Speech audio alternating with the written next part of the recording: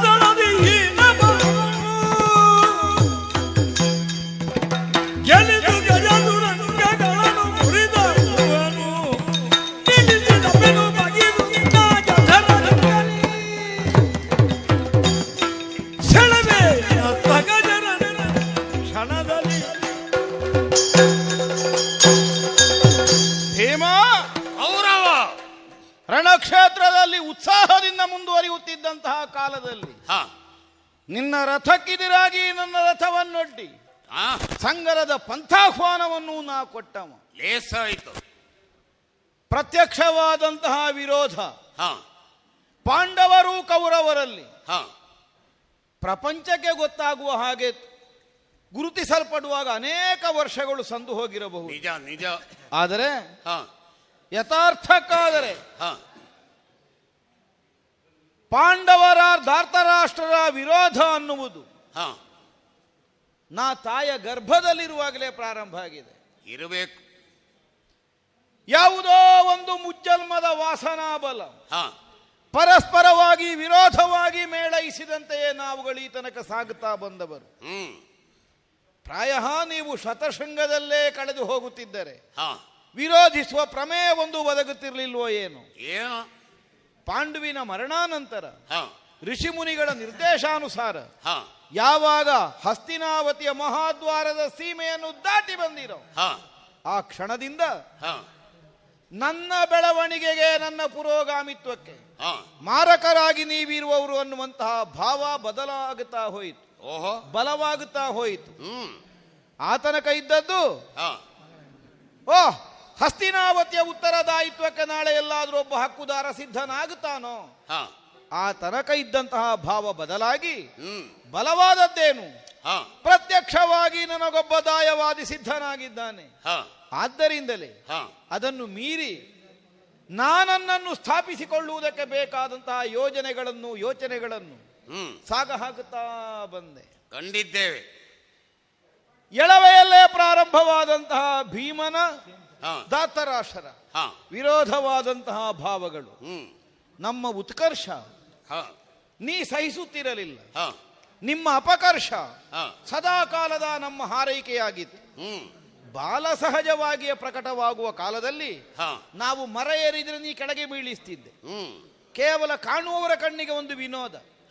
ಆದರೆ ವಿನೋದಕ್ಕಾದರೂ ಅಂತಹ ಒಂದು ಪ್ರವೃತ್ತಿ ಜಾಗೃತವಾಗುವುದು ಯಾವಾಗ? ಅಂತರ್ಯದಲ್ಲಿ ಎಲ್ಲೋ ಸುಪ್ತವಾಗಿ ಆ ಭಾವ ಇದ್ದಾಗ ಮಾತ್ರ.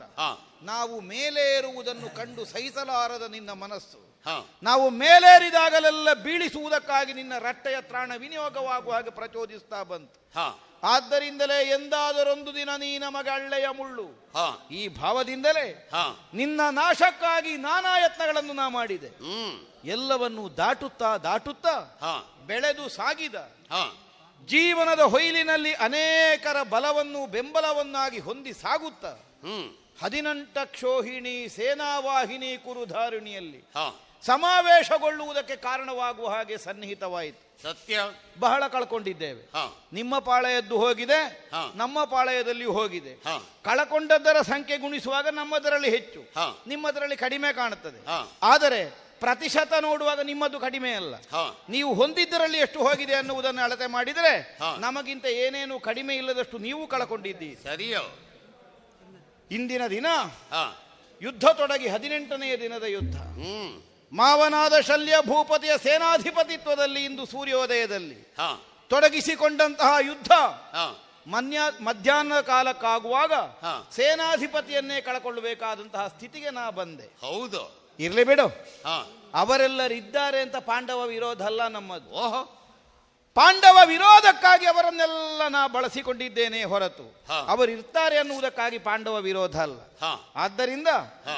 ಈ ಕ್ಷಣದ ನಿನ್ನ ವಿಜಯದ ನಿಲುಮೆಯಾಗಿ ಹಾ. ನೀನೇನನ್ನು ಗುರುತಿಸಿಕೊಳ್ಳಬಲ್ಲೆಯೋ ಹಾ. ಅಂತಹ ನಮ್ಮ ಬಲವೇನುಂಟು ಹಾ. ಅದನ್ನು ಗೆಲ್ಲಿದದ್ದೇ ಪರ್ಯಾಪ್ತವಲ್ಲ. ಸರಿ. ಯಾಕೆ ಹಾ. ಒಬ್ಬ ಸುಯೋಧನ ಉಳಿದಿರುತ್ತ ಹಾ. ಪಾಂಡವ ದ್ವೇಷದಿಂದ ಅವ ಮುಕ್ತನಾಗುವುದಕ್ಕಿಲ್ಲ. ಹ್ಮ್. ಅದಕ್ಕೆ ಬೇಕಾದಂತೆ ಬಲವನ್ನು ಬೆಂಬಲವನ್ನಾಗಿ ವಿನಿಯೋಗಿಸಿಯೇನೇ ಹೊರತು ಹಾ. ಬಲನಾಶವಾಯಿತು ಅನ್ನುವುದಕ್ಕಾಗಿ ಹಾ. ನಿಮ್ಮನ್ನು ನಮ್ಮ ಹಿತವಂತರು ಅಂತ ಸ್ವೀಕರಿಸಿಕೊಳ್ಳುವಂತಹ ಮನಸ್ಥಿತಿ ಏನು ನಮ್ಮದಿಲ್ಲ. ಹಾ. ನಾ ಒಂಟಿಯಾದರೂ ನಿನಗೆ ವಿರೋಧಿಯೇ. ಸರಿಯೋ.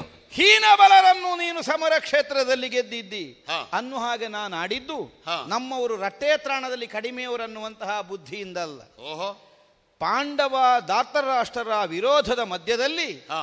ಬೆಂಬಲವಾಗಿ ನಿಂತಹ ಬಲ ಅನ್ನುವುದು ಕೇವಲ ಹೀನವಾದದ್ದು. ಹಾ. ನಮಗದು ಪ್ರಧಾನವಾದದ್ದಲ್ಲ. ಹಾ. ಅಳಿದರು ಉಳಿದರು ಹಾ. ಪಾಂಡವರೈವರು ಹಾ. ಕೌರವರು. ಹಾ. ಈ ದೃಷ್ಟಿಯಲ್ಲಿ ಹಾ. ಆ ವಿರೋಧಕ್ಕೊಂದು ಮೌಲ್ಯ ಸಿದ್ಧವಾಗುತ್ತದೆ ಹೊರತು ಹಾ. ಬೆಂಬಲಕ್ಕೆಷ್ಟು ಮಂದಿ ಇದ್ದಾರೆ ಅನ್ನುವುದರಿಂದಲ್ಲ. ಹಾ. ಆದ್ದರಿಂದ ಅದನ್ನು ಬಿಟ್ಟು ಬಿಡು. ಹಾ. ಇಂದಿನ ದಿನ ನಿನಗೆ ಎದುರಾದವ ಹಾ. ಸ್ವಯಂ ನನ್ನ ಸೇನೆಗೆ. ಹಾ. ಇನ್ನು ಹೇಳುವುದಾದರೆ ಹಾ. ಅಲ್ಲ, ಅಳಿದುಳಿದವರು 4 ಮಂದಿ ಇದ್ದಾರೆ. ಸರಿ. ಸಮಸ್ತ ಸೇನೆಯಲ್ಲಿ ಸೇನಾನಿಯೂ ನಾನೇ, ಹಾ. ಸೇನೆಯೂ ನಾನೇ, ಹಾ. ಚತುರಂಗ ಬಲವೂ ನಾನೇ. ಹಾ. ಒಂದು ವಿಧದಿಂದ ಹಾ. ಎಲ್ಲ ನಾನು ಒಂಟಿ ಈಗ. ಏಕಪಾತ್ರ ಅಭಿನಯ ನಿನ್ನದು ಅಲ್ವಾ? ಹೌದು. ಅಲ್ಲ, ಮೊದಲಿನಿಂದಲೂ ನಮ್ಮ ಉದ್ದೇಶ ಅದುವೇ. ಹಾ. ಏಕಪಾತ್ರವಾಗಿಯೇ ಹಸ್ತಿನಾವತಿಯಲ್ಲಿ ನಾವು ಉಳಿಬೇಕನ್ನುವುದೇ ನಮಗಿರುವ ಉದ್ದೇಶ. ಹಾ. ಈಗ ಹಾ. ಬಲವೆಲ್ಲ ನಾಶವಾಗಿ ನಾನು ಒಬ್ಬನೇ ಉಳಿದಿದ್ದೇನೆ. ಹಾ. ಆದರೂ ಹಾ. ಪಾಂಡವ ದ್ವೇಷ ಅನ್ನುವುದು ನಮ್ಮ ಹೃದಯದಲ್ಲಿ ಇಂದಿಗೂ ಹಾ. ಊರ್ಜಿತದಲ್ಲೇ ಉಳಿದಿದೆ. ಹಾ. ಅವರನ್ನು ಗೆದ್ದ ಬಲಹು ಕಾಣಿಸ್ತೇನೆ ಅಂತ ಬಂದ್ರೆ ಹಾ. ಕ್ಷಣಾರ್ಧದಲ್ಲಿ ಅಡಗಿಸಿ ಕೌರವ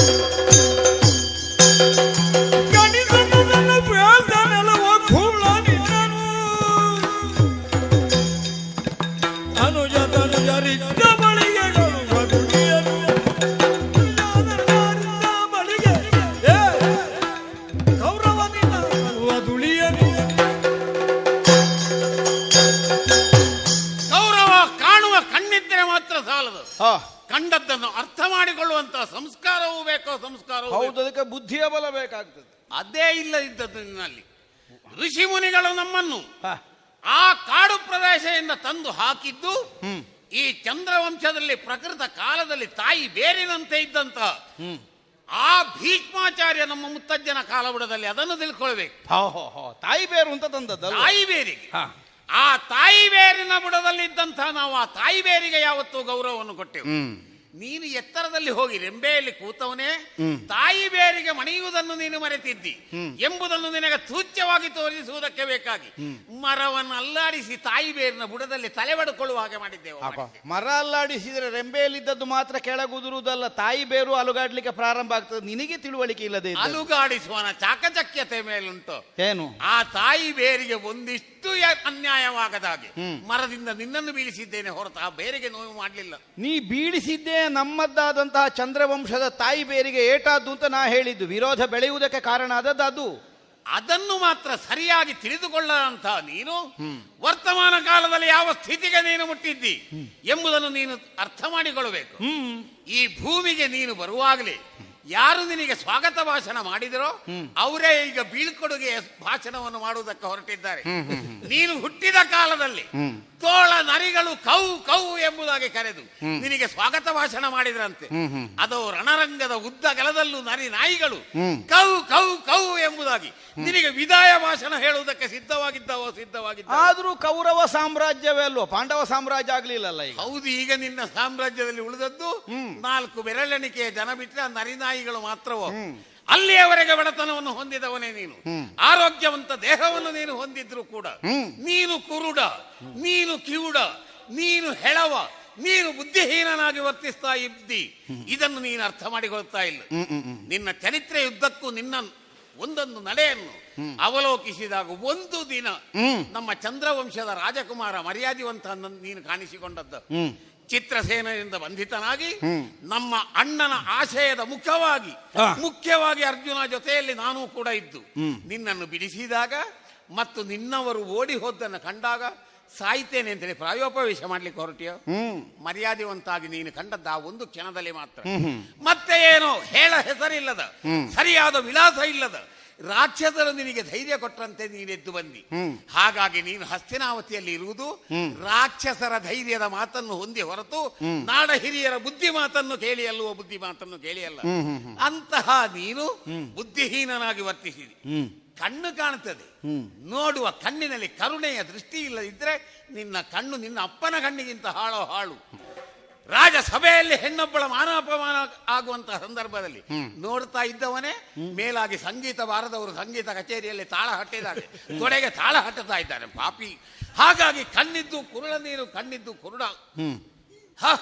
ಎಂತೆಂತಹ ಹಿರಿಯರು, ನಾಡ ಹಿರಿಯರು, ಋಷಿ ಮುನಿಗಳು ಯಾಕೆ ಹೆತ್ತ ನಿನ್ನ ತಾಯಿ ತಂದೆಯ ನಿನಗೆ ಉಪದೇಶ ಹೇಳುವಾಗಲೂ ನೀನು ಅದಕ್ಕೆ ಕಿವಿ ಕೊಡ್ಲಿಲ್ಲ ಅಂದ್ರೆ ನೀನು ಕಿವುಡನೋ ಕಿವುಡ. ನಡೆವ ನಡೆಯಲ್ಲಿ ಅಲ್ಲಲ್ಲಿ ಎಡವಿ ಬೀಳುವಂತಹ ನೀನು ಹೆಳವ ಬುದ್ಧಿಮಾಂದ್ಯನೆ, ಹೆಳವನೆ, ಕುರುಡನೆ, ಕಿವುಡನೆ. ಇವತ್ತೆಲ್ಲಿ ಹೋಗ್ತೀಯೋ ನೋಡ್ತೇನೆ. ಭೀಮಾ, ಬುದ್ಧಿ ಇಲ್ಲದೆ ಇದ್ದದ್ದು ಯಾವನಿಗೆ ಅನ್ನುವುದು ಇದರಿಂದಲೇ ಅರ್ಥ ಆಗುತ್ತದೆ. ಏನ್ ಹೇಳಿದಿ? ರಾಕ್ಷಸರ ಬೆಂಬಲದಿಂದ ಹಸ್ತಿನಾವತಿಯ ಸಿಂಹಾಸನದಲ್ಲಿ ಉಳಿದುಕೊಂಡಿದ್ದೇನೆ ಅಂತಲ್ಲ. ಅಲ್ಲದಿದ್ರೆ ಯಾವತ್ತೇ 11 ದಿವಸ ಸೂತಕ ಮಾಡಬೇಕು. ಅದಕ್ಕೆ ಹೇಳುವುದು ನಾನು. ನಾವು ಕಲಿಯುಗದ ಸಂಧಿ ಕಾಲಕ್ಕೆ ಬಂದಿದ್ದೇವೆ. ದ್ವಾಪರ ಯುಗ ಮುಗಿಲಿಕ್ಕೆ ತೊಡಗಿದೆ. ನೀನು ಈಗಲೂ ಕೃತಯುಗದ ಆದರ್ಶವನ್ನು, ಧರ್ಮವನ್ನು ಅರಸಲಿಕ್ಕೆ ಆಗುದಿಲ್ಲ ಈ ಭೂಮಿಯಲ್ಲಿ. ನೀವು ಬೆಂಬಲ ತೆಕ್ಕೊಳ್ಳದೆ ಸಿಂಹಾಸನಕ್ಕಿಂತ ಹೊರಗಾದದ್ದು. ಬೆಂಬಲ ತೆಕ್ಕೊಳ್ಳಿ.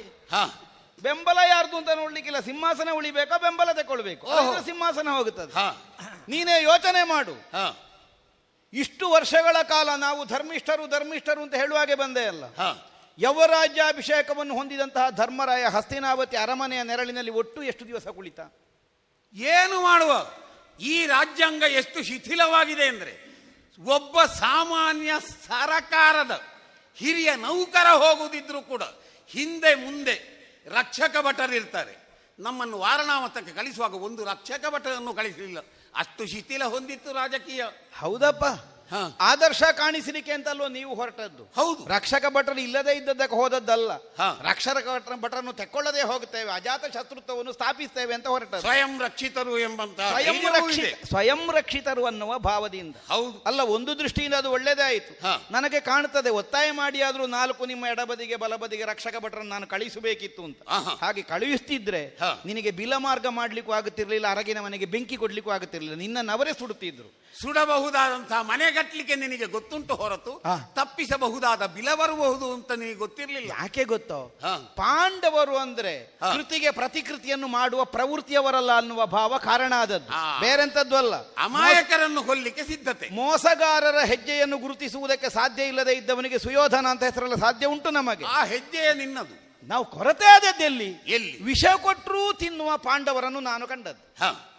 ಕೊಟ್ಟ ಅನ್ನದಲ್ಲಿ ವಿಷ ಉಂಟು ಅಂತ ಹುಡುಕುವ ಪಾಂಡವರನ್ನು ಮೊದಲೇ ಕಾಣುತ್ತಿದ್ರೆ ನಾನು ಮೊದಲೇ ಯೋಚಿಸ್ತಿದ್ದೆ. ವಿಷ ಕೊಟ್ಟರು ಅದನ್ನು ಅನ್ನ ಅಂತ ಸ್ವೀಕಾರ ಮಾಡುವಷ್ಟು ಮುಗ್ಧತೆ ಇದ್ದ ಪಾಂಡವರನ್ನು ಮತ್ತೆ ಹಿಂಬದಿಯಿಂದ ಜನ ಕಳಿಸಬೇಕಾದ ಅವಶ್ಯಕತೆ ಇಲ್ಲ. ಆದ್ರೆ ಆದದ್ದೇನು?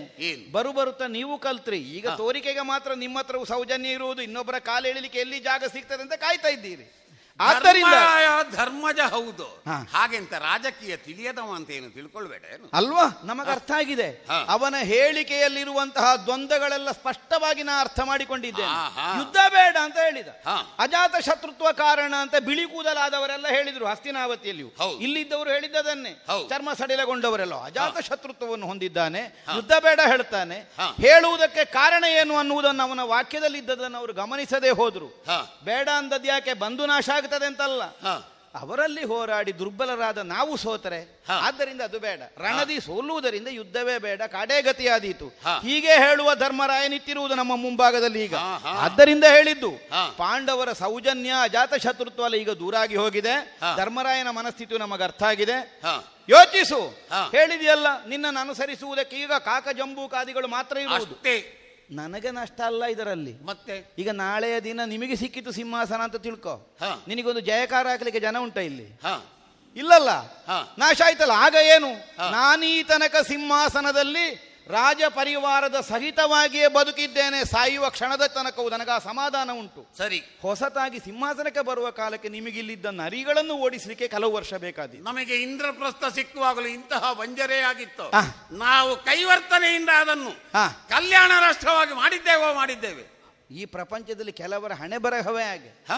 ದುಡಿಲಿಕ್ಕೆ ಅವರು ಆ ಫಲ ಅನುಭವಿಸಲಿಕ್ಕೆ ಮತ್ತೊಬ್ಬರು ಅದಕ್ಕೆ ಸಮಯಕ್ಕಾಗುವಾಗ ಒದಗುವುದು. ಹಾ. ಇಂದ್ರಪ್ರಸ್ಥದಲ್ಲಿ ಎಲ್ಲ ಮೇಳೈಸಿಕೊಂಡ ಕಾಲಕ್ಕೆ ಏನಾಯಿತು? ಏನು? ಪ್ರಪಂಚವನ್ನೇ ದಿಗ್ವಿಜಯದ ಮೂಲಕವಾಗಿ ಗೆದ್ದು ರಾಜಸೂಯ ಮಾಡಿದ್ರಿ. ಹೌದು. ರಾಜಸೂಯ ಮಾಡಿದ ಮೇಲೆ 1 ವರ್ಷ ಆದ್ರೂ ಕೂತ್ರ ಅಲ್ಲಿ ಇಲ್ಲ, ಕೂತ್ಕೊಳ್ಳಿಕ್ಕಾಗಲಿಲ್ಲ. ಹಾ. ಗಳಿಸಿದ ಸಂಪತ್ತೆಲ್ಲ ಎಲ್ಲಿಗೋಯ್ತು? ಏನು? ನಮ್ಮ ಭಂಡಾರಕ್ಕೆ ಬಂತು. ನಾವು ಗಳಿಸಬೇಕಾದ್ದನ್ನು ಗಳಿಸಿದ್ದೇವೆ. ಅಪ್ಪನಿಗೆ ಸದ್ಗತಿ, ಅಧಿಕಾರ ಸ್ಥಾಪನೆಗಾಗಿ ಅಲ್ವೋ?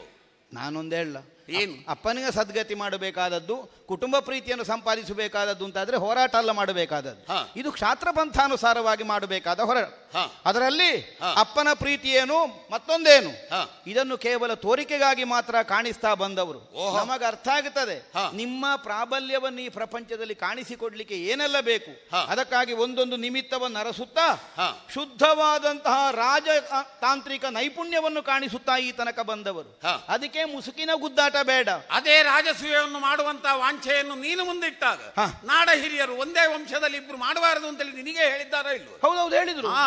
ಅಲ್ಲದಿದ್ರೆ ಈಗ ನಾವು ಮಾಡಿ ಆಗ್ತಿತ್ತು. ಈಗ ನಿಮ್ಮಿಂದ ಮಾತ್ರ ಆಗುವ ಕೆಲಸ ಅಲ್ಲ ರಾಜಸೂಯ ಅನ್ನೋದು. ಪರ್ಯಾಯವಾಗಿ ಅಲ್ವಾ ವೈಷ್ಣವ ಯಾಗ, ಸುವರ್ಣ ಯಾಗವನ್ನು ಮಾಡಿದ್ದು ನೀನು? ರಾಜಸೂಯಕ್ಕೆ ತುಲ್ಯವಾದ ಯಾಗ ಅದು ಅನ್ನುವಂತಹ ಮನ್ನಣೆಯನ್ನು ಹೊಂದಿದೆ. ಹಾ. ಆದ್ದರಿಂದಲೇ ವೈಷ್ಣವ ಯಾಗವನ್ನು ಮಾಡಿ ಹಾ. ನನ್ನ ಸಾಮರ್ಥ್ಯವನ್ನು ನಾ ಕಾಣಿಸಿಕೊಟ್ಟವ. ಯಾರ ಸದ್ಗತಿಗೆ ಬೇಕಾಗಿಯೂ ಮಾಡಿದ್ದಲ್ಲ. ಸರಿ. ನಾವು ನಮ್ಮ ಗತಿ ಉಳಿಸಿಕೊಳ್ಳಿಕ್ಕೆ ಬೇಕಾಗಿ ಮಾತ್ರ ಮಾಡಿದ್ದು. ಹಾ. ಅರ್ಥ ಏನು? ಏನು?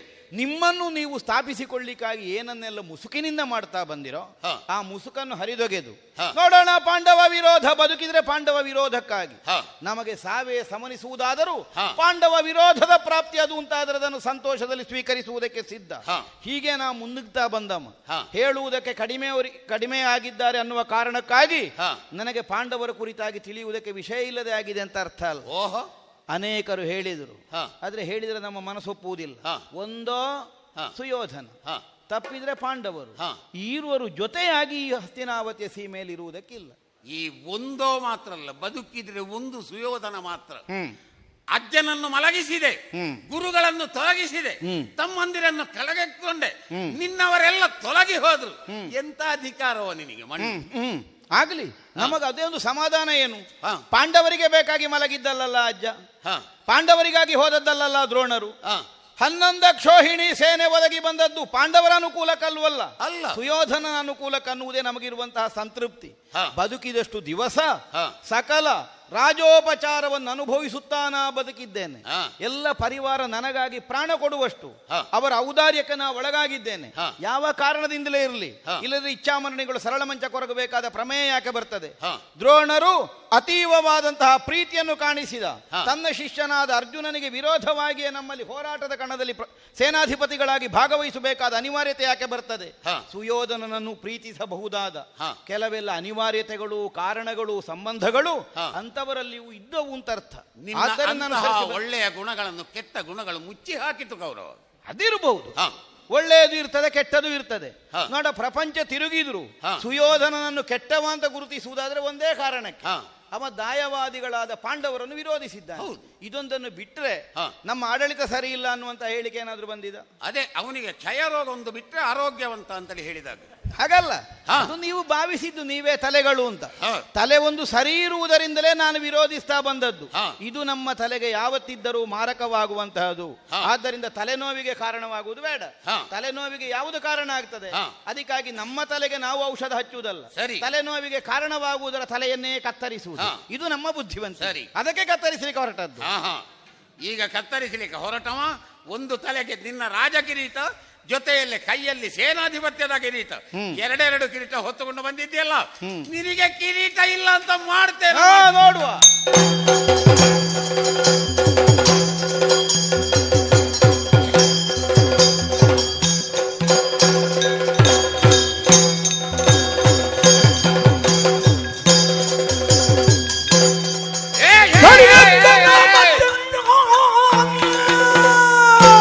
ಬಿಡುವೆನೆ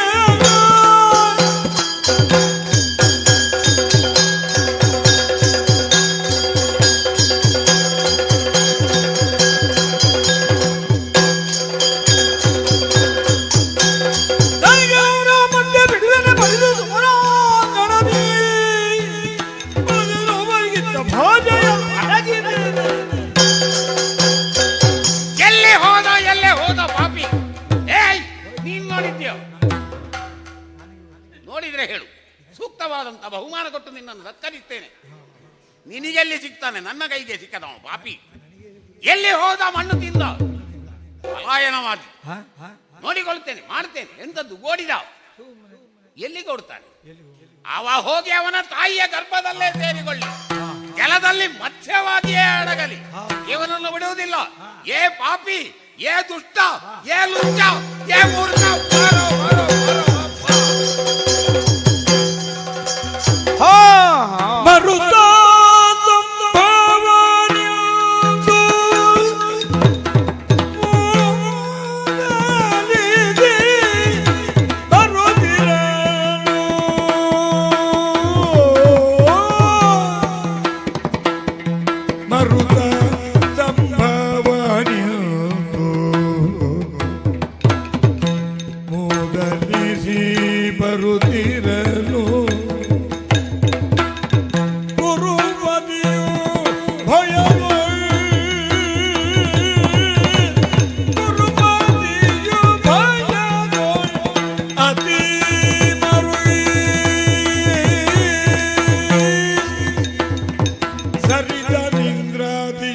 ಮುಖನಾಗಿ ಕಣ್ಣನೊಳಗೆ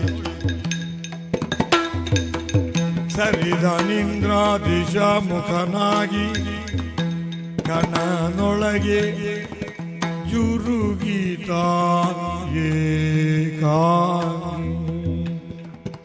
ಜುರುಗಿತಾನೆ ಕಾಂಗಿಯಾಗಿ ಏಕಾಂಗಿಯಾಗಿ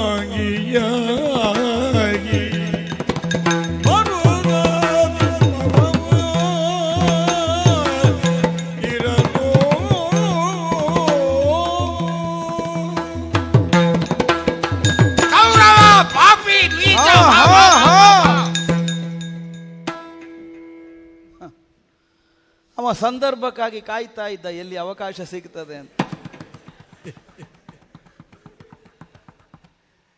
ಅವನ ಅನುಕೂಲಕ್ಕಾಗಿ ಅವನ ಅಯ್ಯನಾದಂತಹ ವಾಯು ಸಹಕರಿಸುವುದಕ್ಕೆ ತೊಡಗಿರಬೇಕು.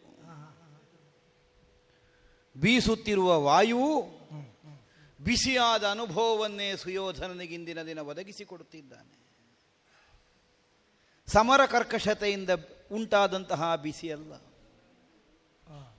ಏರಿದಂತಹ ಬಿಸಿಪು ಸಮರ ಕ್ಷೇತ್ರದಲ್ಲಿ ನಮಗಾದಂತಹ ಪರಿಣಾಮ ಕಾರಣದಿಂದ ಉಂಟಾದದ್ದು.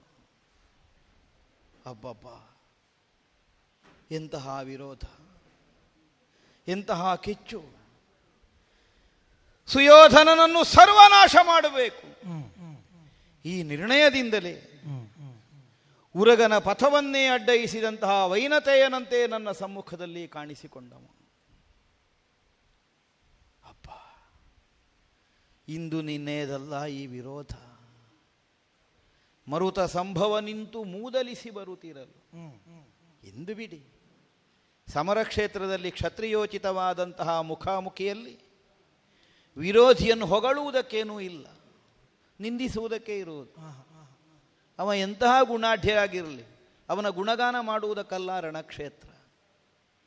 ಕೆಚ್ಚು ಕೆರಳುವ ಹಾಗೆ, ಅಧಟಿನಿಂದಲೇ ಎದೆಯೊಡ್ಡಿ ನಿಲ್ಲುವ ಹಾಗೆ, ಅವನಲ್ಲಿ ರೋಷ ವೃದ್ಧಿಗೆ ಕಾರಣವಾಗಬಹುದಾದ ಪರುಷವಾಕ್ಯಗಳನ್ನಾಡಿ ಅವನನ್ನು ನಿಂದಿಸುವುದು ಅತಿಶಯ ಅಲ್ಲ, ಆಕ್ಷೇಪವೂ ಅಲ್ಲ. ಆದರೆ ಮರುತ ಸಂಭವನ ಮೂದಲಿಕೆ ಇಂದಿನ ದಿನದ್ದಲ್ಲ, ನಮಗೆ ಅಹಿತವಾಗಿ ಕಾಣಿಸಿದ್ದು. ಯಾವಾಗ ಪಾಂಡವರು ಹಸ್ತಿನಾವತಿಯ ಮಹಾದ್ವಾರವನ್ನು ದಾಟಿ ಒಳಗೆ ಕಾಲಿರಿಸಿದರೋ ಆ ಕ್ಷಣಕ್ಕೆ ಪ್ರಾರಂಭ ಆಗಿದೆ. ಮುಖಾಮುಖಿಯಾದಂತಹ ವಿರೋಧ ಅಲ್ಲ, ಅಂತರ್ಯದ ವಿರೋಧ, ಪ್ರಚ್ಛನ್ನವಾದಂತಹ ವಿರೋಧ. ಕೇವಲ ತೋರಿಕೆಗೆ ಮಾತ್ರ ಮುಖದಲ್ಲಿ ಮಂದಹಾಸವೇ ಹೊರತು ಅಂತರಂಗದಲ್ಲಿ ಹಿತದ ಭಾವ ಇಲ್ಲ. ಒಂದಾಗಿ ಬಾಳಿ ಬದುಕಬೇಕಾಗಿದ್ದಂತಹ ಮಕ್ಕಳು ಅನ್ನುವಂತಹ ಸೌಹಾರ್ದದಿಂದ ಹಸ್ತಿನಾವತಿಯ ಉತ್ತರಾಧಿಕಾರಿಗಳನ್ನು ಸಂರಕ್ಷಿಸುವುದಕ್ಕಾಗಿ ತಮ್ಮ ಬದುಕನ್ನು ತೆತ್ತುಕೊಂಡ ಆಚಾರ್ಯ ಭೀಷ್ಮರು ಉಭಯ ಕರಗಳನ್ನು ಚಾಚಿ ಸ್ವೀಕರಿಸಿದರು. ಅವರು ಭೇದ ಮಾಡಲಿಲ್ಲ. 105 ಮಂದಿಗಳನ್ನು ತನ್ನ ಗರ್ಭದಿಂದಲೇ ಹೊರಬಂದಂತಹ ಶಿಶುಗಳು ಅನ್ನುವಂತಹ ಭಾವದಿಂದ ಮಮತೆಯರದೇ ಪೋಷಿಸುವಲ್ಲಿ ಮುಂದಾದರು. ಭೇದ ಭಾವ ಇಲ್ಲ. ಪಾಂಡವರಿಗೆ ಹೆಚ್ಚು ಸಿಗಬೇಕು, ಕೌರವರಿಗೆ ಕಡಿಮೆ ಆಗಬೇಕು, ಕೌರವರಿಗೆ ಅಧಿಕವಾದದ್ದು ಪ್ರಾಪ್ತಿಯಾಗಬೇಕು, ಪಾಂಡವರಿಗೆ ಕುಂಠಿತವಾಗಬೇಕು, ಯಾವ ನಿರ್ಣಯವನ್ನು ಭೀಷ್ಮಾಚಾರ್ಯರು ಅಜ್ಜ ಹೊಂದಲಿಲ್ಲ. ಕುಲೋನ್ನತಿಗೆ ಕಾರಣವಾಗಬಹುದಾದ ವಿದ್ಯೋನ್ನತಿಯನ್ನು ಹೊಂದುವಂತಹ ಮಕ್ಕಳಾಗಬೇಕು ಅನ್ನುವುದಕ್ಕಾಗಿ ಕೃಪಾಚಾರ್ಯರ ಅನುಗ್ರಹದಿಂದ ನಾವು ಸಂಪಾದಿಸಿದಂತಹ ವಿದ್ಯೆಯಲ್ಲೇ ನಾವು ತೃಪ್ತಿಯನ್ನು ಕಾಣಕೂಡದು ಅನ್ನುವುದಕ್ಕಾಗಿ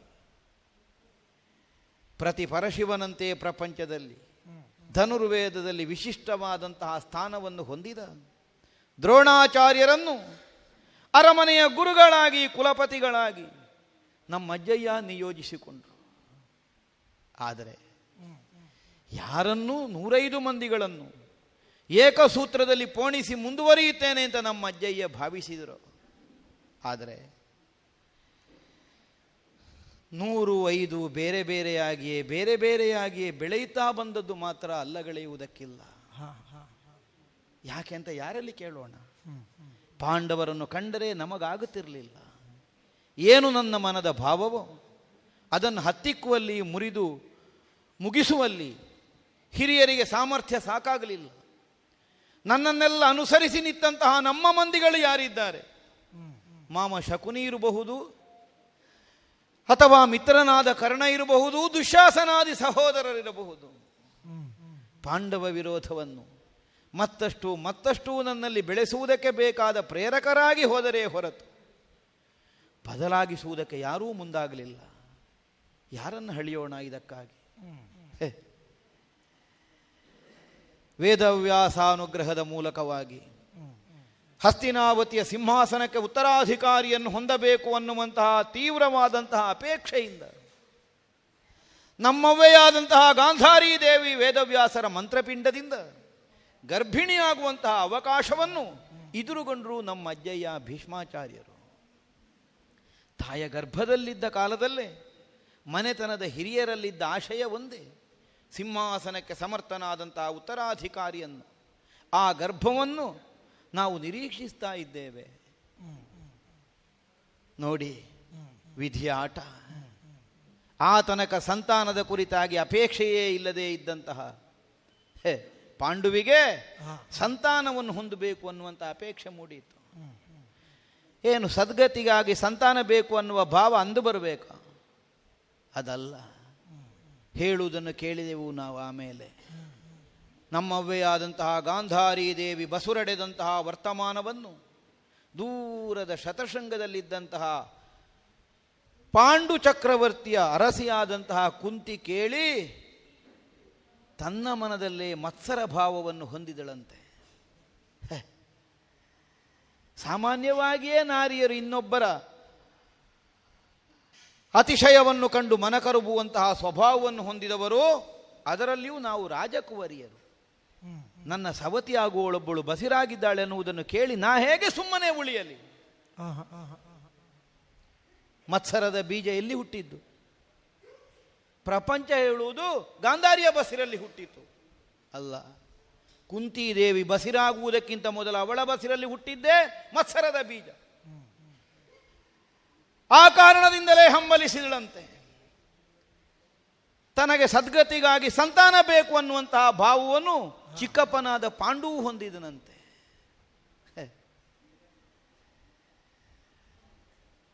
ದೂರ್ವಾಸರ ಅನುಗ್ರಹ ವಿಶೇಷದಿಂದ ಹೊಂದಿದ ಮಂತ್ರ,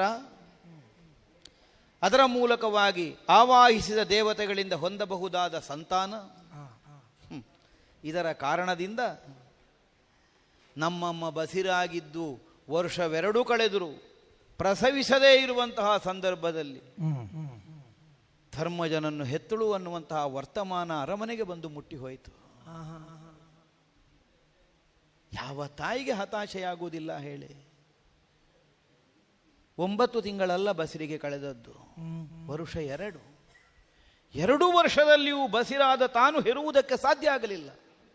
ಅದಕ್ಕಿಂತ ಮೊದಲೇ ತನ್ನ ಸವತಿಯನ್ನಿಸಿಕೊಂಡವಳು ತಾನು ಬಸಿರಾದದ್ದನ್ನು ಕೇಳಿಯೇ ಮಕ್ಕಳನ್ನು ಹೊಂದುವಂತಹ ಅಪೇಕ್ಷೆಯನ್ನು ತೀವ್ರವಾಗಿ ಹೊಂದಿದವಳು ಹೆತ್ತಿದ್ದಾಳೆ ಅನ್ನುವ ಸುದ್ದಿ ಕೇಳಿದಾಗ ತನ್ನ ಹತಭಾಗ್ಯತನಕ್ಕಾಗಿ ತನ್ನ ಬಸಿರನ್ನು ಹೊಡೆದುಕೊಂಡಳಂತೆ ಆ ತಾಯಿ. ಯಾಕೆ ನಮಗೆ ಈ ಬಸಿರು? ಆ ಕಾಲಕ್ಕೆ ಪತನಗೊಂಡಂತಹ ಪಿಂಡ. ಎಲ್ಲೋ ತಿಪ್ಪೆ ಸೇರಬೇಕಾಗಿದ್ದದ್ದು. ವೇದವ್ಯಾಸರು ಚಿತ್ತೈಸಿದ್ರು, ಮಂತ್ರಜಲವನ್ನು ಪ್ರೋಕ್ಷಿಸಿ 101 ತುಂಡಾಗುವಾಗ ಮಾಡಿದರು. ಘೃತಭಾಂಡದಲ್ಲಿಟ್ಟು ಪೋಷಿಸು ಅಂತ ಸೂಚಿಸಿದರಂತೆ. ಹೊಸಕಿ ಹಾಕಲ್ಪಡಬಹುದಾದ ಒಂದು ಪಿಂಡವೇ ಹೌದಾದರೆ ವೇದವ್ಯಾಸರು ಯಾಕೆ ಅನುಗ್ರಹ ಮಾಡ್ತಾರೆ? ಏನು ವಿಧಿ ಆಟವೇ? ಸಹೋದರರಿಗೆ ಮಕ್ಕಳಾಗಿ ಸಾವಿನ ಮನೆ ತನಕ ಹೋರಾಟದ ಕಣದಲ್ಲಿ ವಿರೋಧಿಗಳಂತೆ ಹೋರಾಡುವುದಕ್ಕಾಗಿ ನಾಳೆಗೆ ಸಿದ್ಧರಾಗಲಿ ಅನ್ನುವ ಕಾರಣಕ್ಕಾಗಿ ಮಾಡಿದ ಮನೆತನದ ಕೊಡುಗೆ ಅದಕ್ಕೆ ಅನುಕೂಲವಾಗಿಯೇ ಸಾಗುತ್ತಾ ಬಂತಲ್ಲ. ಸತಿಯ ಮೈ ಮುಟ್ಟಿದರೆ ಮರಣ ಅನ್ನುವ ವರವನ್ನು ಹೊಂದಿದ ಚಿಕ್ಕಪ್ಪ ಸತಿಯಂದಿರ ಸಹಿತವಾಗಿ ವೈರಾಗ್ಯದಿಂದ ಕಾಡಿಗೆ ಹೋದ. ಹೆಂಡತಿಯ ಮೈ ಮುಟ್ಟಿದರೆ ಮರಣ ಬರುವವ ಹೆಂಡತಿಯನ್ನು ದೂರ ಇಟ್ಟಲ್ಲಿ ಹೋಗಬೇಕಾದ, ಹೆಂಡತಿಯನ್ನು ಕರ್ಕೊಂಡು ಎಲ್ಲಿಗೆ ಹೋದ್ದು? ಅಥವಾ ಹೆಂಡತಿಯನ್ನು ಮುಟ್ಟದೆ ಅರಮನೆಯಲ್ಲಿ ಉಳಿಯುವುದಕ್ಕಾದರೂ ಸಾಧ್ಯ ಆಗ್ತಿತ್ತಲ್ಲ. ಸತಿ ಸಂಯೋಗವನ್ನೇ ಮಾಡದೆ ಈಗ ಅರಮನೆಯಲ್ಲಿದ್ದೇ ಸಾಧಿಸುವುದಕ್ಕೇನು, ಸಿಂಹಾಸನಾರೂಢನಾಗಿ ಮಾಡಬೇಕಾದಂತಹ ಕರ್ತವ್ಯದಲ್ಲಾದರೂ ತೃಪ್ತಿಯನ್ನು ಕಾಣುವುದಕ್ಕೆ ಸಾಧ್ಯ ಆಗುತ್ತಿತ್ತು. ಅದಕ್ಕೆ ಹೊರತಾಗಿ ಹೇಳಿಕೆಗೆ ವೈರಾಗ್ಯವಾದರೂ ಸತಿ ಸಹಿತವಾಗಿಯೇ ಕಾಡು ಸೇರಿ ತನಗೆ ಮರಣವನ್ನೂ ತಂದುಕೊಂಡ. ಹಾಗೆಂದು ಹೆಂಡತಿಯ ಮೈ ಮುಟ್ಟದೇ ಇದ್ದರೂ ಸಂತಾನಕ್ಕೆ ತಂದೆಯೂ ಅನ್ನಿಸಿಕೊಂಡ. ಯಾರನ್ನು ದೂರಬೇಕು? ವಿಧಿ ನಮ್ಮನ್ನು ಅಣಕಿಸುತ್ತಾ ಬಂದಂತಹ ವಿಧಾನ ಜೀವನದಲ್ಲಿದೆ. ಅದರ ಒಂದು ಪ್ರತೀಕವಾಗಿ ನಮ್ಮನ್ನು ಇದಿರಿದುರು ಮೂದಲಿಸುವುದಕ್ಕೊಬ್ಬ ಸಿದ್ಧನಾದವ ಭೀಮಸೇನ ನಾಮಕ. ಯಾವ ಕೆಟ್ಟ ನಕ್ಷತ್ರದಲ್ಲಿ ನಾವು ಹುಟ್ಟಿದೆವೋ, ಯಾಕೆ ನಮಗೆ ಷಷ್ಠಾಷ್ಟಮವೋ ನನಗೆ ತಿಳಿಯದು.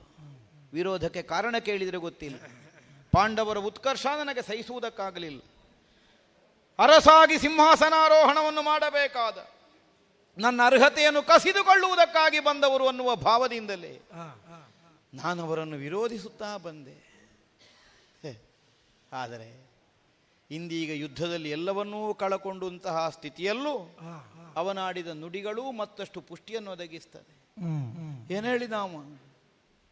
ಎಲ್ಲ ಸುಯೋಧನ, ನೀ ಎಲ್ಲೇ ಇರು, ನಿನ್ನ ಹೆತ್ತಬ್ಬೆಯಾದ ಗಾಂಧಾರಿಯ ಬಸಿರನ್ನು ನೀನು ಪ್ರವೇಶಿಸಿದರು, ಹಕ್ಕಿಯಾಗಿ ಆಕಾಶವನ್ನು ಏರಿದರು, ಅಥವಾ ಮೀನಾಗಿ ನೀರನ್ನು ಸೇರಿದರು, ನಿನ್ನನ್ನು ನಾ ನಾಶ ಮಾಡದೇ ಇರಲಾರೆ.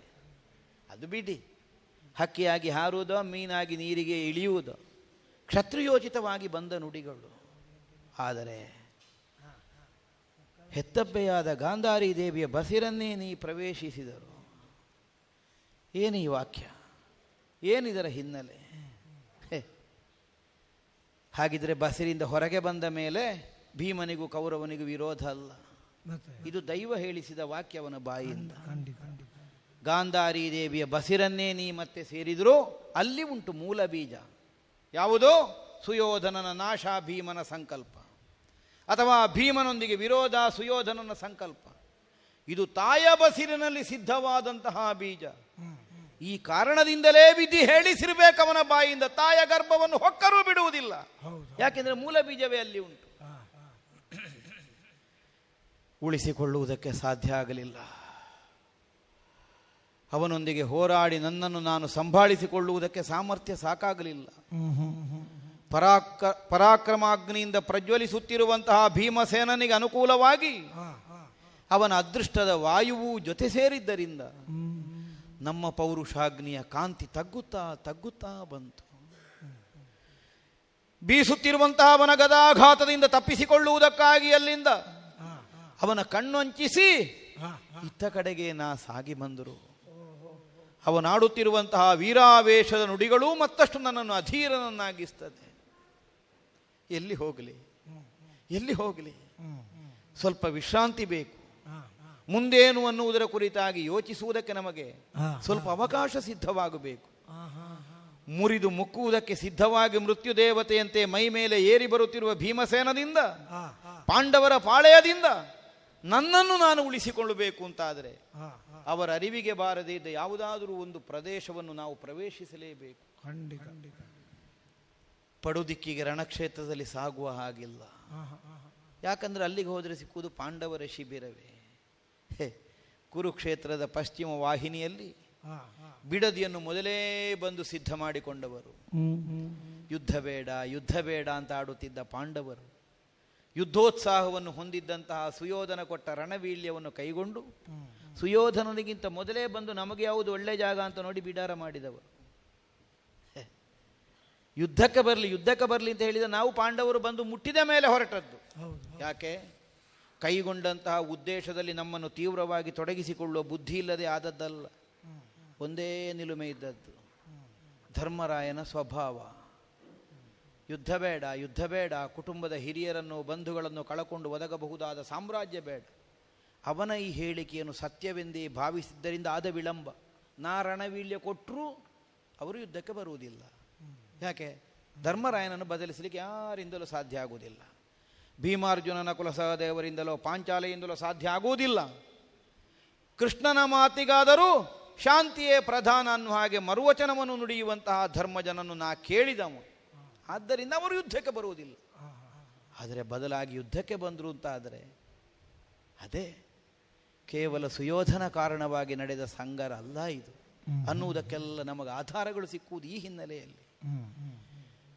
ಉದಯಿಸಿ ಬರುತ್ತಿರುವಂತಹ ಸೂರ್ಯನನ್ನೇ ಅನುದಿನವೂ ಕಾಣುತ್ತಾ ನಮ್ಮ ಬದುಕಿನ ಪ್ರವರ್ಧಮಾನವನ್ನು ಸ್ವಾಧೀನ ಮಾಡಿಕೊಳ್ಳುವಂತಹ ಸದಾಶಯದಿಂದ ಕುರುಕ್ಷೇತ್ರದ ಪಶ್ಚಿಮದ ದಿಕ್ಕಿನಲ್ಲಿ ಅವರು ಬಿಡದಿಯನ್ನು ಹೂಡಿದರು.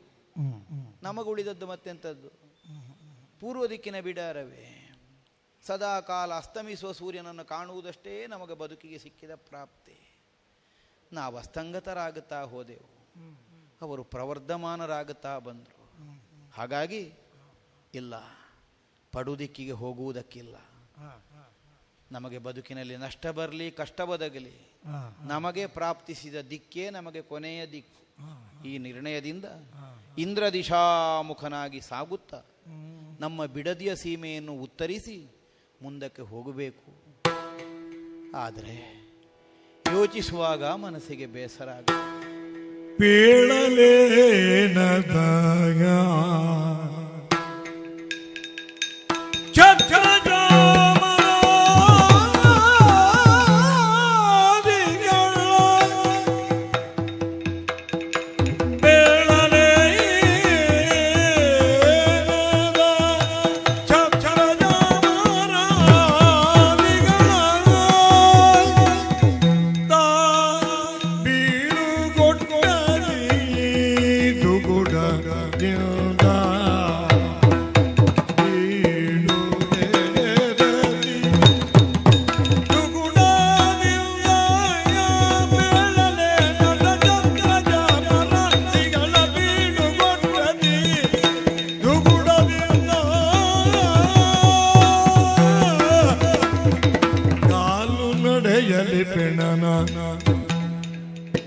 ಕಾಲು ನಡೆಯಲಿ ಪೆಣನ ಪರ್ವತವನೇರಿ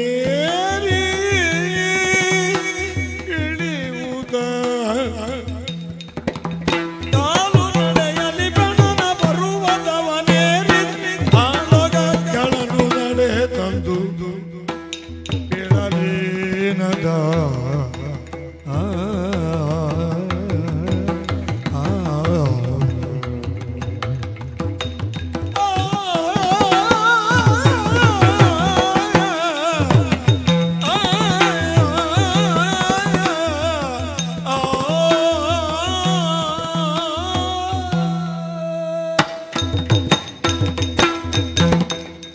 ಶಿವನೇ, ಏನು ಹೇಳಲಿ? ಹೇಳುವುದಕ್ಕಿನ್ನೇನು ಉಳಿದಿದೆ ಸುಯೋಧನನ ಬಾಳಲ್ಲಿ? ಇಲ್ಲ. ಅನೇಕ ಕನಸುಗಳನ್ನು ಹೊಸೆದು ಅದನ್ನು ನನಸಾಗಿಸಿಕೊಳ್ಳುವಲ್ಲಿ ಹಂಬಲಿಸುತ್ತಾ ನಾ ಮುಂದೆ ಸಾಗಿದವು.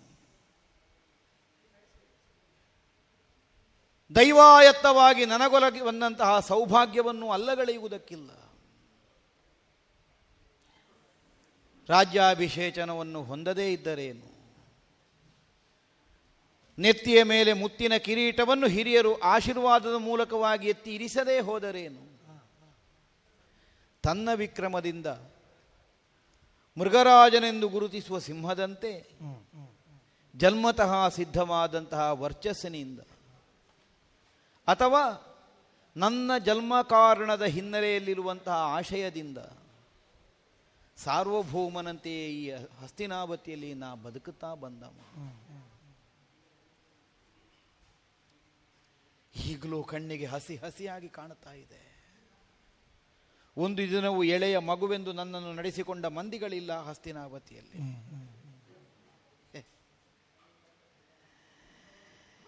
ಅಂಬೆಗಾಲಿ ಕೂತ ಸಾಗಿ ಆಧರಿಸುವುದಕ್ಕಾಗಿ ನಾವು ಹಿಡಿದು ನಿಂತದ್ದು ಹಸ್ತಿನಾವತಿಯ ಸಿಂಹಾಸನವನ್ನು. ಹಿರಿಯರ ಕಾಲು ಹಿಡಿದೆದ್ದು ನಿಂತದ್ದಲ್ಲ ಸುಯೋಧನ ಹಸ್ತಿನಾವತಿಯಲ್ಲಿ. ಯಾಕೆ?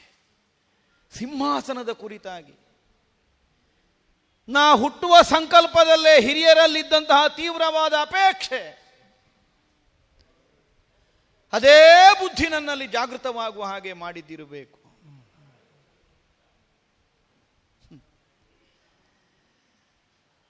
ಅಂಬೆಗಾಲಿ ಕೂತ ನಡೆಯುವಂತಹ ಮಗುವಿನ ಮುಂಭಾಗದಲ್ಲೂ ಅರಮನೆಯ ಹಿರಿಯರು ತಮ್ಮ ಭವಿಷ್ಯದ ಕನಸನ್ನು ನನಸಾಗಿಸಿಕೊಳ್ಳುವ ಯತ್ನದಿಂದ ಕೈ ಮುಗಿದು ನಡು ಬಗ್ಗಿಸಿ ನನ್ನ ಮುಂಭಾಗದಲ್ಲಿ ನಿಲ್ಲುತ್ತಾ ಇದ್ದವರು. ಯಾಕೆ? ಭಾವಿ ಸಮ್ರಾಟನಾಗುವ, ಚಂದ್ರವಂಶದ ಉತ್ತರೋತ್ತರವನ್ನು ಸಾಧಿಸುವುದಕ್ಕಿರುವಂತಹ ಮನೆತನದ ಮಗ. ಈ ನಿರ್ಣಯದಿಂದ ರತ್ನಗಂಬಳಿಯನ್ನು ಹಾಸಿ, ಮಲ್ಲಿಗೆ ಅರಳನ್ನು ಎರಚಿ, ಪನ್ನೀರಿನ ಸೇಚನವನ್ನು ಮಾಡಿ, ಪೌರ್ಣಮಿಯ ಬೆಳದಿಂಗಳಿಗಾದರೂ ನಮ್ಮ ಮೇಲೆ ಛತ್ರ ಬಿಡಿಸಿ ಹಿಡಿದು ಇವ ಸೊಂಪಾಗಿ ಬೆಳೆಯಲಿ, ಈ ಉದ್ದೇಶದಿಂದ ನಮಗೆ ಆರೈಕೆಯನ್ನು ಮಾಡಿದರು.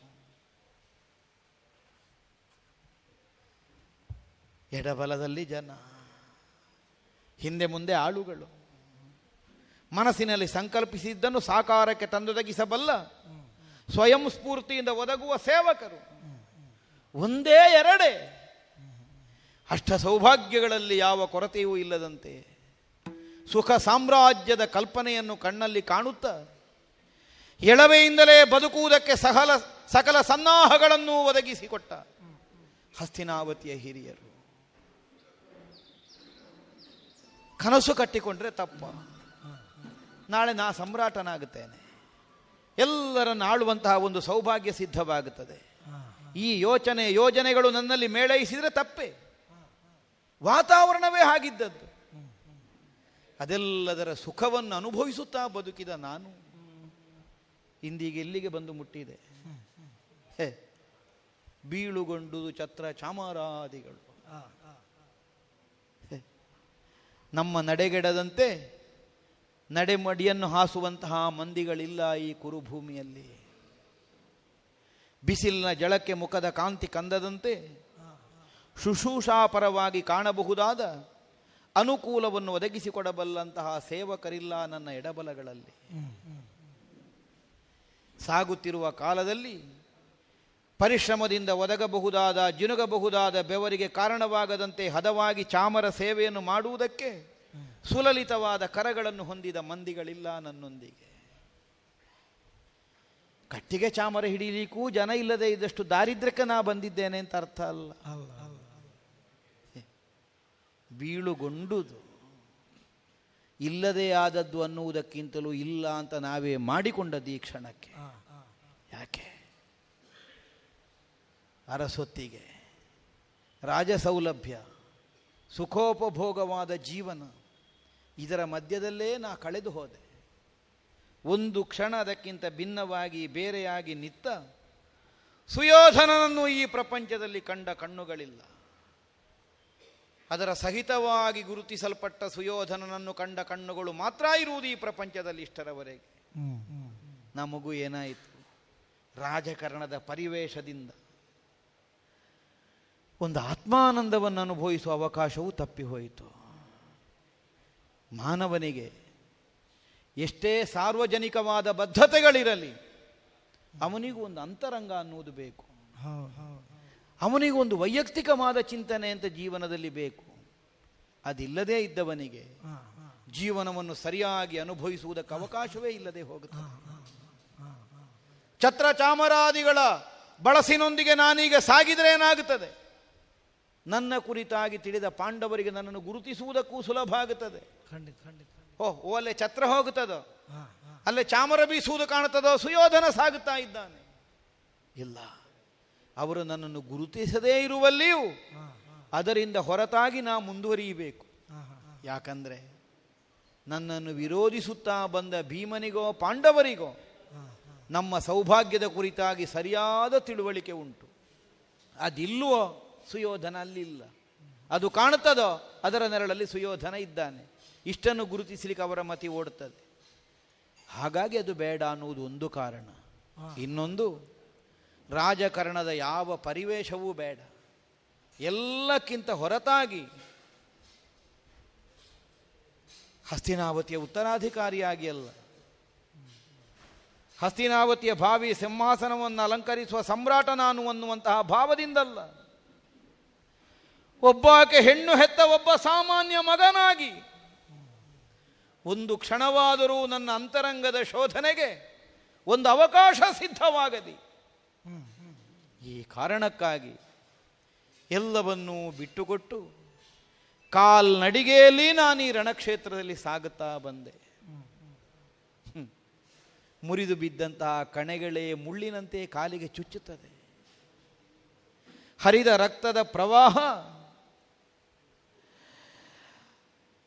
ಹೆಜ್ಜೆಯನ್ನು ಎತ್ತರಿಸಿ ಉತ್ತರಿಸಿ ಸಾಗುವಲ್ಲಿ ನಮಗೆ ತೊಡಕಾಗಿ ಪರಿಣಮಿಸ್ತದೆ. ನನಗಾಗಿ ಹೋರಾಡಿ ಅಸುಗಳೆದವರ ಉರುಳಿದಂತಹ ದೇಹಗಳು ಪರ್ವತೋಪಮವಾಗಿ ನನ್ನ ಕಣ್ಣುಗಳಿಗೆ ಗೋಚರಿಸ್ತದೆ.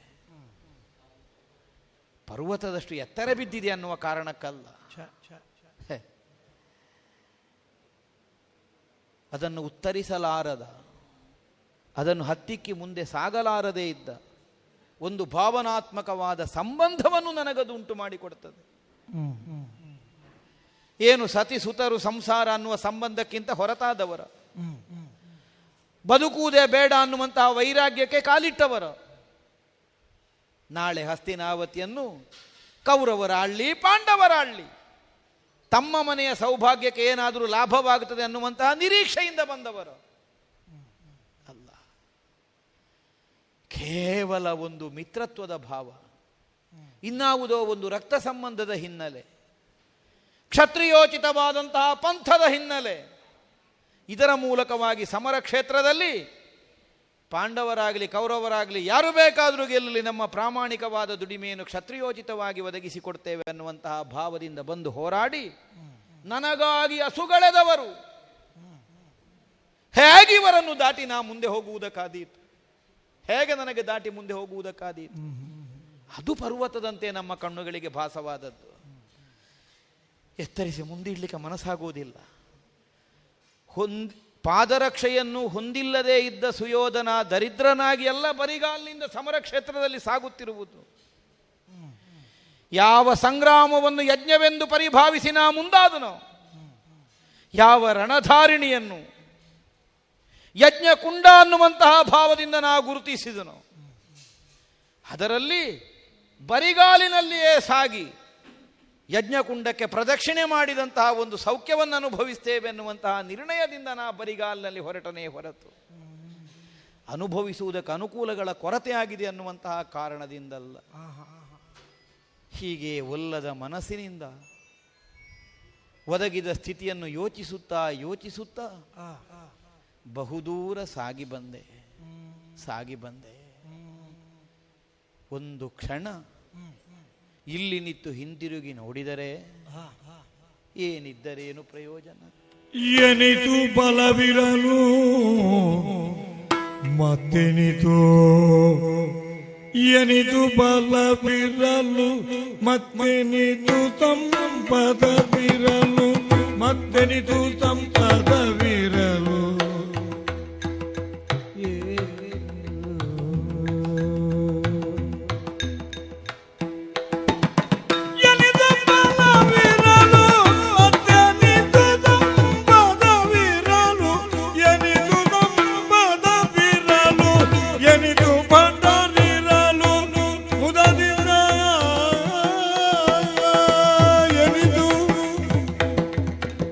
Jenny.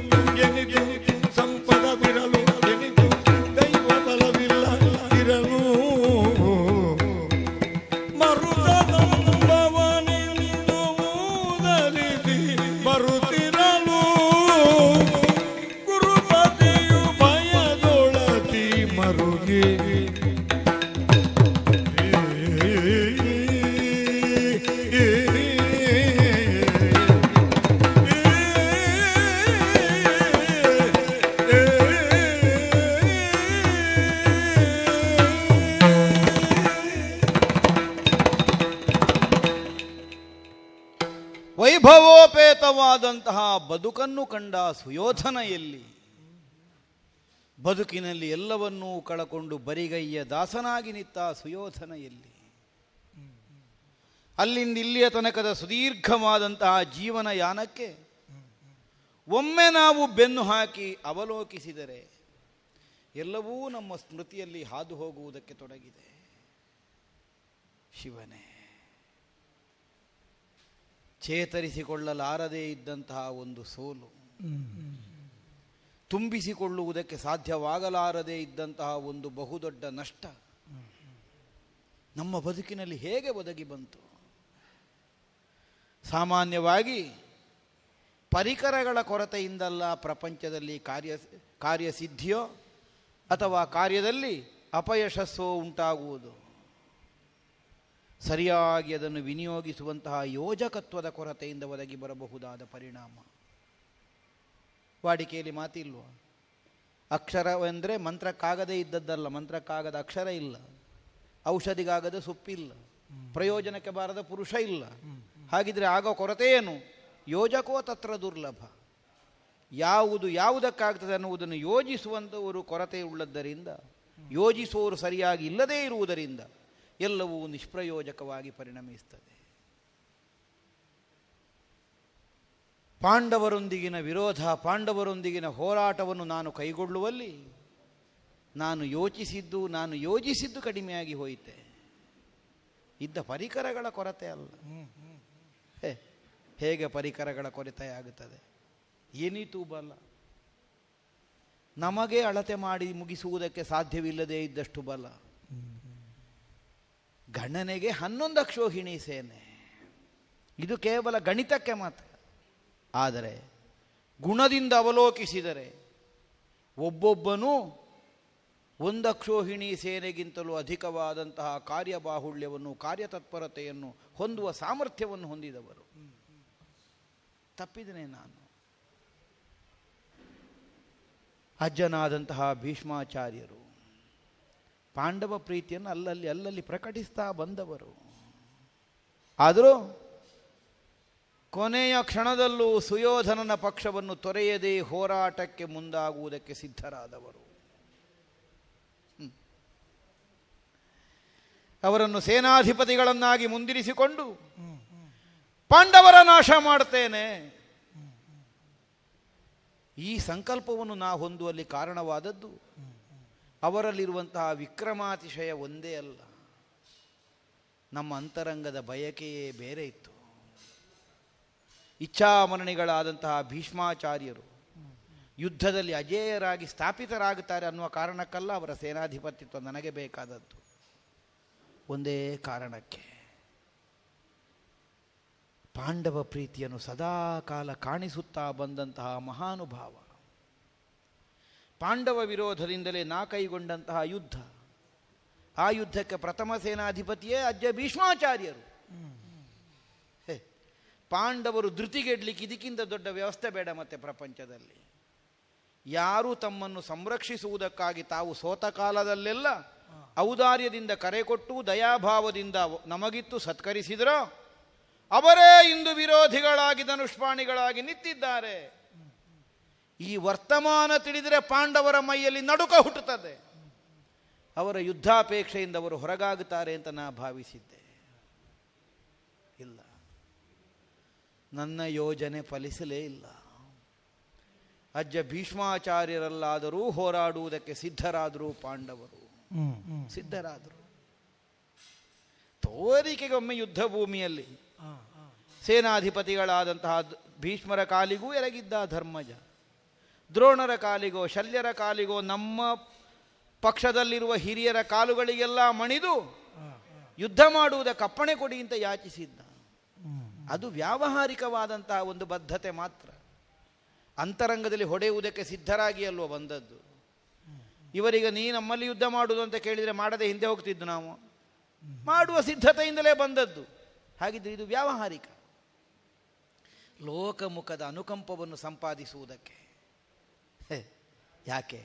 ಚತುರನಾದ ಕೃಷ್ಣ ನಿರ್ದೇಶನದಲ್ಲಿ ಪಾಂಡವರು ತಮ್ಮ ಬದುಕನ್ನು ಕಂಡುಕೊಂಡವರು.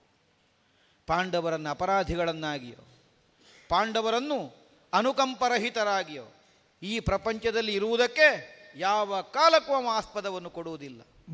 ಹಾಗಾಗಿ ತನ್ನ ಚಾತುರ್ಯವನ್ನು ವಿನಿಯೋಗಿಸಿ ಪಾಂಡವರು ನಿರಪರಾಧಿಗಳಾಗಿ ಸ್ಥಾಪಿತರಾಗಿ ಸಜ್ಜನರ ಸಹಾನುಭೂತಿಗೆ ಒಳಗಾಗುವುದಕ್ಕೆ ಬೇಕಾದ ಸಕಲ ವ್ಯವಸ್ಥೆಯನ್ನು ನಾವು ಮಾಡ್ತಾ ಬಂದ. ನೀವೇ ಹೇಳಿ, ಇಚ್ಛಾವರಣಿಗಳಾದ ಭೀಷ್ಮಾಚಾರ್ಯರು ಸರಳ ಮಂಚ ಕೊರಗಲಿಕ್ಕುಂಟ, ಹೊರಗುವ ಸ್ಥಿತಿ ಬಂದದ್ದು ಹೇಗೆ ನಮಗೆ ಗೊತ್ತಾಗುವಾಗ ತಡಾಗಿ ಹೋಯಿತು. ಆಕ್ಷೇಪಿಸಲಿಕ್ಕೆ ನಮಗೂ ಬಾಯಿ ಇಲ್ಲ. ನನಗೆ ಇತ್ತಂಡದವರು ಮೊಮ್ಮಕ್ಕಳೇ ಅಲ್ವ ಮಗ ಅಂತ ಅಜ್ಜ ಕೇಳಿದರೆ ನಾನೆಂತದ್ದು ಉತ್ತರ ಕೊಡೋದು? ಅಲ್ಲ ಹೇಳಲಿಕ್ಕಾಗ್ತದ? ಹೌದಲ್ಲ? ನಿನಗಾಗಿ ಸೇನಾಧಿಪತಿತ್ವವನ್ನು ಹೊಂದಿ ಇಷ್ಟು ದಿನ ಹೋರಾಡಿದ್ದೇನೆ. ನನ್ನ ಮೊಮ್ಮಕ್ಕಳೇ ಆದ ಪಾಂಡವರಿಗೆ ಬೇಕಾಗಿ ಸರಳ ಮಂಚದಲ್ಲಿ ಮಲಗಿದ್ದೇನೆ. ನನ್ನ ಬಾಯಿ ಕಟ್ಟಿಸಿ ಬಿಟ್ರಲ್ಲ ಆಚಾರ್ಯರು. ಆಕ್ಷೇಪ ಮಾಡಲಿಕ್ಕೆ ನನಗೆಲ್ಲಿಯ ಹಕ್ಕು? ಒಂದು ದಿನವೂ ನನಗಾಗಿ ಹೋರಾಟ ಮಾಡದೆ ಪಾಂಡವ ಪ್ರೀತಿಯನ್ನು ಅವರು ಕಾಣಿಸುತ್ತಿದ್ದರೆ ಆಕ್ಷೇಪಿಸಲಿಕ್ಕೆ ನನಗೆ ನುಡಿ ಇತ್ತು, ಅವಕಾಶ ಇತ್ತು.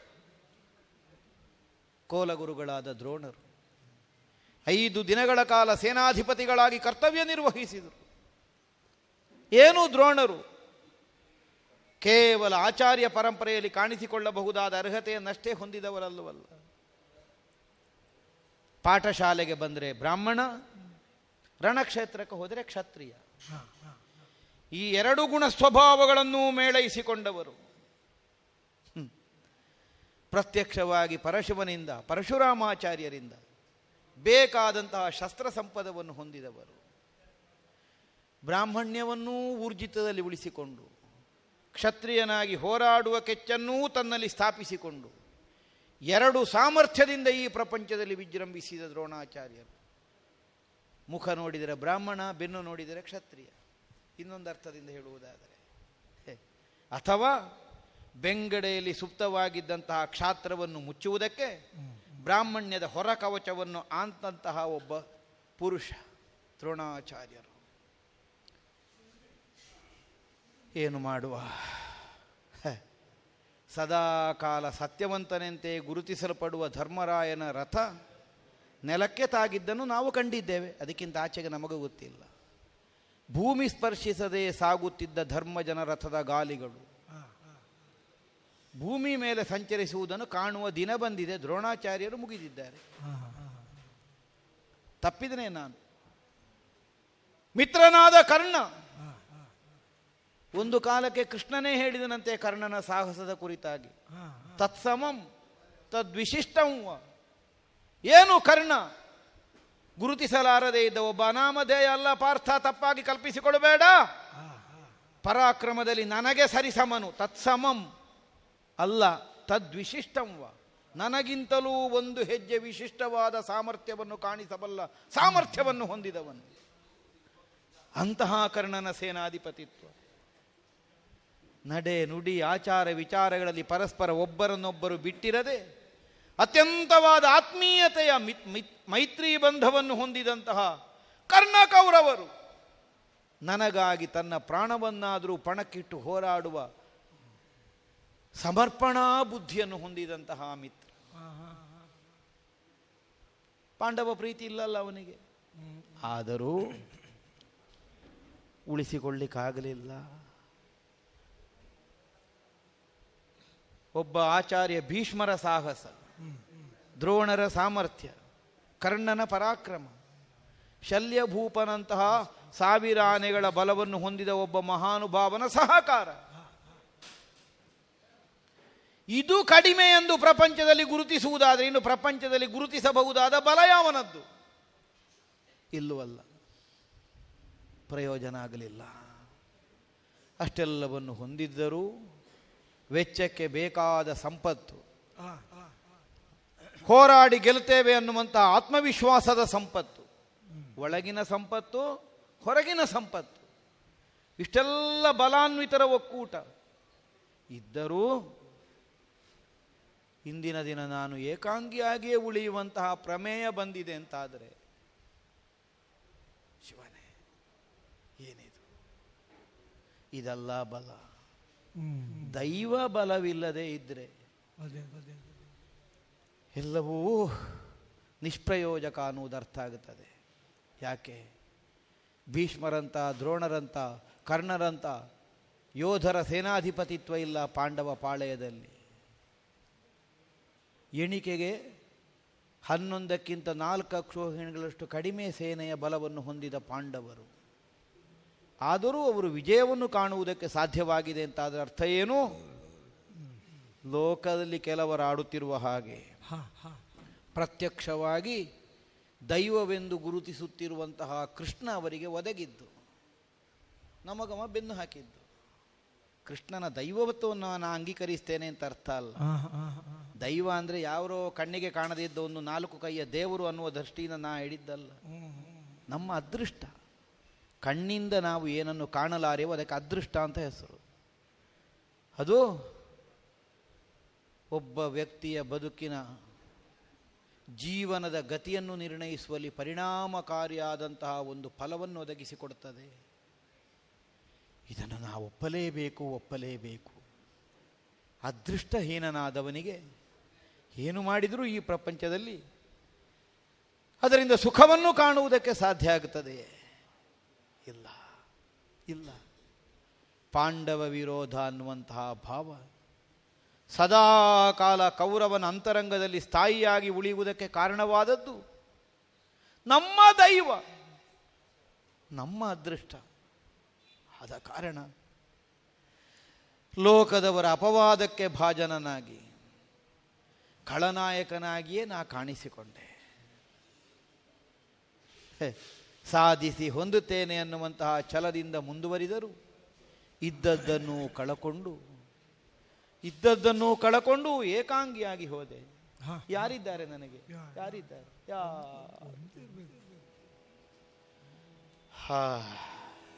ಕರದ ಗದೆಯೋ ಪೆಗಲೊಳಾದು,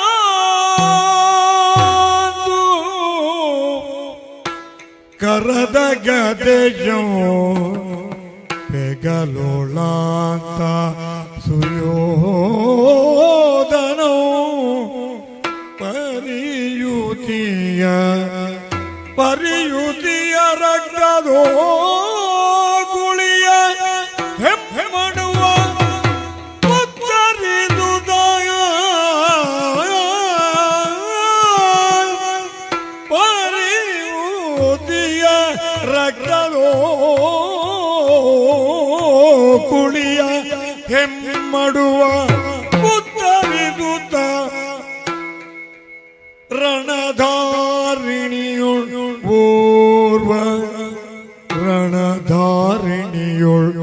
ಓರ್ವನೇ ಬರುತ್ತಿದ್ದ ಏನೆಂಬೆ ಅದ್ಭುತವದು,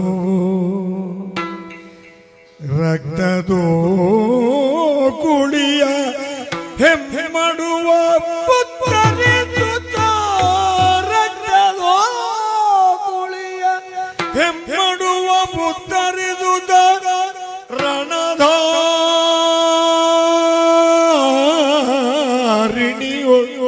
ಓರ್ವನೇ ಬರುತ್ತಿದ್ದ ಏನೆಂಬೆ ಅದ್ಭುತ, ಏನೆಂಬೆ ಅದ್ಭುತ, ಏನೆಂಬೆ ಅದ್ಭುತ. ಕರದ ಗದೆಯು ಪೆಗಲೊಳಾಂತ ಸುಯೋಧನೋ ಪರಿಯುತಿಯ ರಕ್ತದೋ ಕುಳಿಯ ಹೆಮ್ಮಡುವ ಪುತ್ತರಿಸುತ್ತ. ಕರದ ಗದೆಯು ಪೆಗಲೊಳಾಂತ ಸುಯೋಧನೋ ಪರಿಯುತಿಯ ರಕ್ತದೋ ಕುಳಿಯ ಹೆಮ್ಮಡುವ ಉತ್ತರಿಸುತ್ತ. ರಣಧಾರಿಣಿಯೋ ಬರುತ್ತಿದ್ದ ಏನೆಂಬೆ ಅದ್ಭುತ.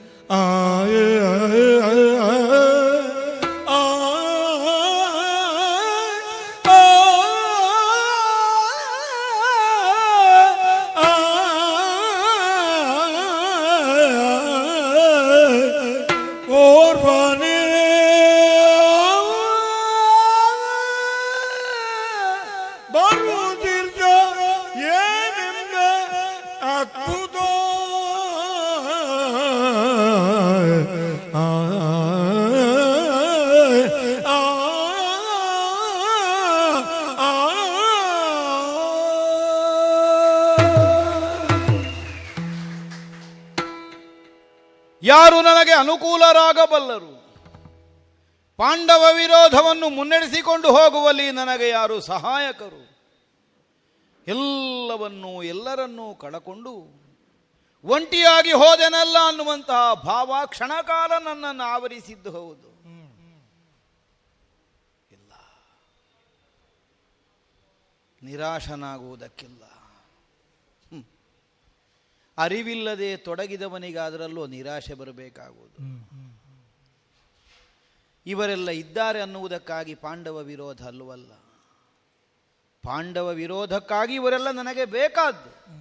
ಈ ಭಾವದಿಂದ ನಾನು ಈ ತನಕ ಇವರನ್ನು ವಿನಿಯೋಗಿಸ್ತಾ ಬಂದಮ್ಮ.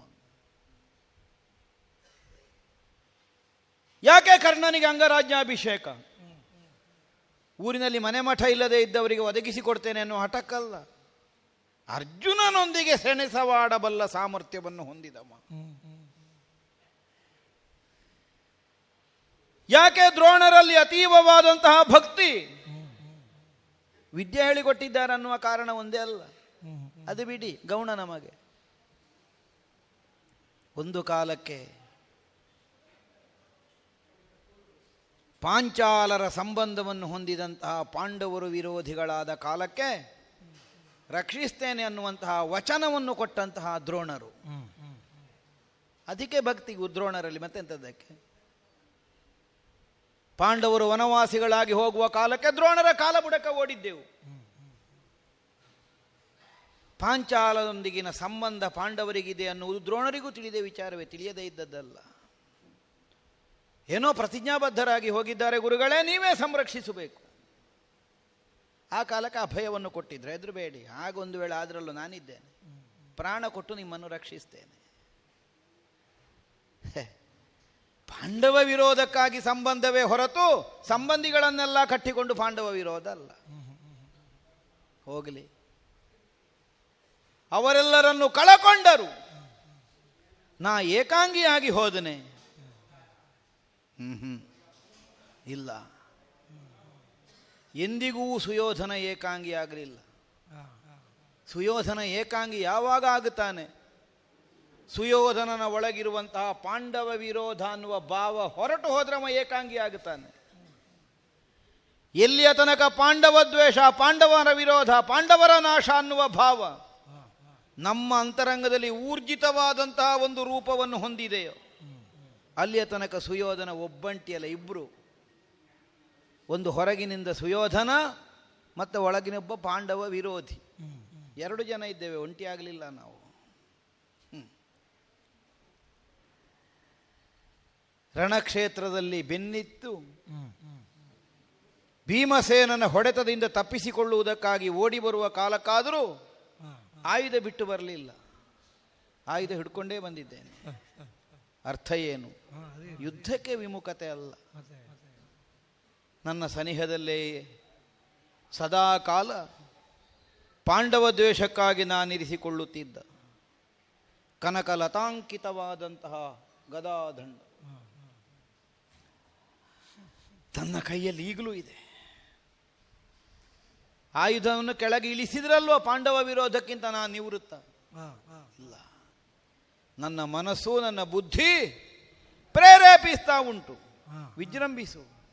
ಪಾಂಡವ ವಿರೋಧದಿಂದಲೇ ನಿನಗೆ ಈ ಪ್ರಪಂಚದಲ್ಲಿ ಅಸ್ತಿತ್ವ. ಪಾಂಡವ ವಿರೋಧಕ್ಕಾಗಿ ನಿನ್ನನ್ನು ನೀ ಕಳಕೊಂಡರೂ ನಾಳೆ ಪ್ರಪಂಚ ನಿನ್ನನ್ನು ಸ್ವೀಕರಿಸುವ ಹಾಗಾಗುತ್ತದೆ, ಮರೆಯಬೇಡ. ಹೌದಲ್ಲ? ಆ ಗದಾದಂಡವನ್ನೇ ಹೆಗಲಿಗೇರಿಸಿ ರಣಕ್ಷೇತ್ರದಲ್ಲಿ ಮುಂದೆ ಸಾಗುತ್ತಿರುವ ಕಾಲಕ್ಕೆ ಅಳಿದು ಹೋದ, ನನಗಾಗಿ ಪ್ರಾಣ ತೆತ್ತವರ ಯೋಧರ ಮೈಯಿಂದ ಬಸಿದ ರಕ್ತ ಹೆಮ್ಮಡುವಾಗಿ ಪರಿವರ್ತಿತವಾಗಿದೆ. ಅದನ್ನೆಲ್ಲ ಉತ್ತರಿಸುವುದು ಅನ್ನುವುದು ಎರಡರ್ಥದಲ್ಲಿ. ಒಂದು, ಪ್ರಾಕೃತಿಕವಾಗಿ ಉಂಟಾದ ಹೆಮ್ಮಡುವನ್ನು ಉತ್ತರಿಸುವುದು. ಇನ್ನೊಂದು ಹಾಗಲ್ಲ, ಯಾರು ಈ ರಕ್ತ ಬಸಿಯುವಲ್ಲಿ ಕಾರಣರಾಗಿ ಹೋದರೋ ಅಂಥವರಿಗೆ ನಾನೇ ಉತ್ತರ ಕೊಡ್ತೇನೆ ಅನ್ನುವಂತಹ ಒಂದು ಉತ್ತರದಾಯಿತ್ವದ ನಿರ್ಣಯ.